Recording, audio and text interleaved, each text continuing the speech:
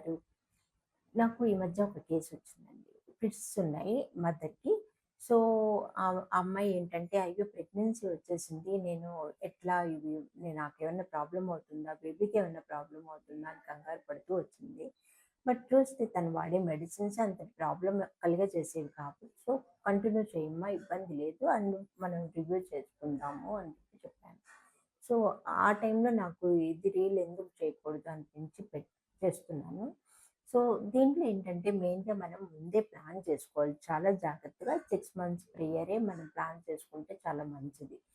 And pits ఫ్రీగా ఉండాలి. And తర్వాత ఫోలిక్ యాసిడ్ లాంటివి వాడాలి. సో, ఇవన్నీ మనం తెలుసుకుందాము. సో, ఒకవేళ పిట్స్ వస్తే ఏమవుతుంది? డ్యూరింగ్ ప్రెగ్నెన్సీ అప్పుడు గబక్కున పిట్స్ వస్తే మదర్‌కి వచ్చేటప్పటికి ఫస్ట్ ట్రామా. మదర్‌కి, బేబీకి కూడా దెబ్బ తగలొచ్చు.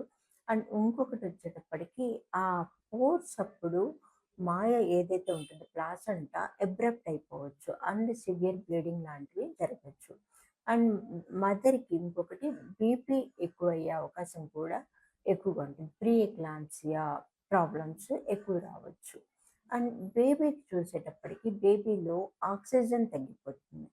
ఆక్సిజన్ తగ్గిపోయేటప్పటికి ఆ ఫిట్స్ వచ్చిన మూమెంట్‌లో బేబీకి ఆక్సిజన్ తగ్గేటప్పటికి వాళ్ళ ఫీటల్ హార్ట్ రేట్ అనేది అబ్రప్ట్‌గా చేంజ్ అవుతూ ఉంటుంది. సో, బేబీలో గ్రోత్ ఫ్యాక్టర్ అనేది తేడా రావచ్చు. అండ్ ఇంకొకటి ఏంటంటే ప్రీటర్మ్ బర్త్ రావచ్చు. అండ్ బేబీ ఒక్కోసారి గ్రోత్ ఫ్యాక్టర్ తేడా వచ్చేటప్పటికి లో బర్త్ వెయిట్ కూడా రావచ్చనమాట. అండ్ మెడికేషన్స్ ఏవైతే ఉన్నాయో వాటి ఎఫెక్ట్ కూడా బేబీ మీద పడొచ్చు. సో, మనం ఎలా ప్లాన్ చేయాలి? బేబీకి ఎలాగా మనం సేఫ్‌గా ఉంచుకోవాలి అనేది మనం ఇప్పుడు చూద్దాం. సో, బిఫోర్ ప్రెగ్నెన్సీనే ప్లానింగ్ అనేది ఉండాలి. అట్‌లీస్ట్ 6 మంత్స్ ప్రేయర్ ప్లానింగ్ అనేది ఉండాలి. అండ్ ఏవైతే మెడికేషన్స్ మీద ఉన్నారో అవన్నీ కూడా న్యూరాలజిస్ట్‌ని కన్సల్ట్ అయ్యి, మేము ఇలా ప్రెగ్నెన్సీ కోసం ప్లాన్ చేసుకోవాలనుకుంటున్నాం అంటే దే విల్ చేంజ్. ఎస్పెషల్‌గా సోడియం వాల్ప్రేట్ అనేది మార్చుకోవాలి. దానికి చాలా సైడ్ ఎఫెక్ట్స్ ఉంటాయి. సో, వాటిని మార్చుకోవాల్సి ఉంటుంది. And folic acid at least 3 months prayer start చేసుకోవాలి. 3 మంత్స్ ముందు నుంచే హై డోస్ ఫోలిక్ యాసిడ్ అనేది వాడాలి. అండ్ తర్వాత వచ్చేటప్పటికి సీజర్ ఫ్రీ ఉండాలి. అట్‌లీస్ట్ 6 మంత్స్ నుంచి ఫిట్స్ అనేవి రాకుండా ఉంటే చాలా మంచిది.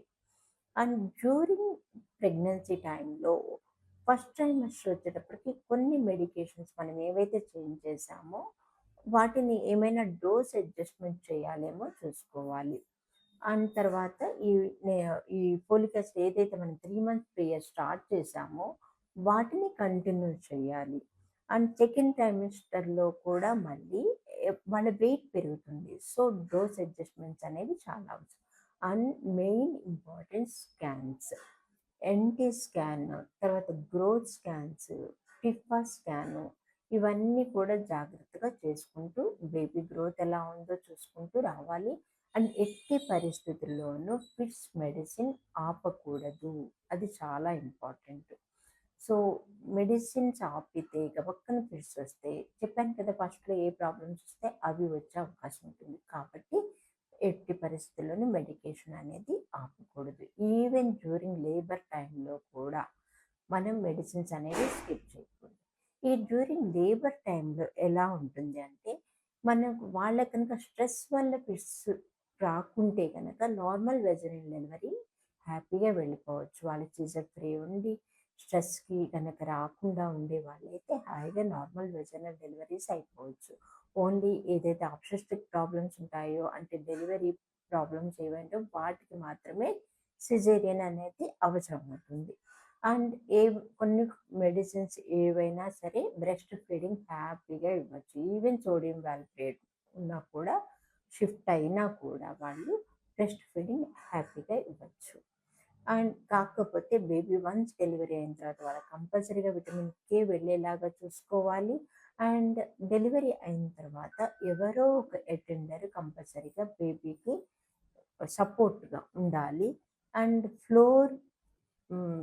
బేస్డ్ బెడ్స్ అయితే మంచిది. అంటే ఎత్తు మీదుంటే వాళ్ళకి పక్కన బేబీని హ్యాండిల్ చేయటం కష్టం అవ్వచ్చు. సో, అందుకని ఫ్లోర్ బేస్డ్ బెడ్స్ అయితే మంచిది. సో, ఇవన్నీ తీసుకోవాల్సిన జాగ్రత్తలు. సో, ఇంకేమైనా డౌట్స్ ఉంటే కామెంట్స్‌లో తెలియజేయండి. అండ్ ఎవరికైనా అవసరమైతే షేర్ చేయండి. Thank you.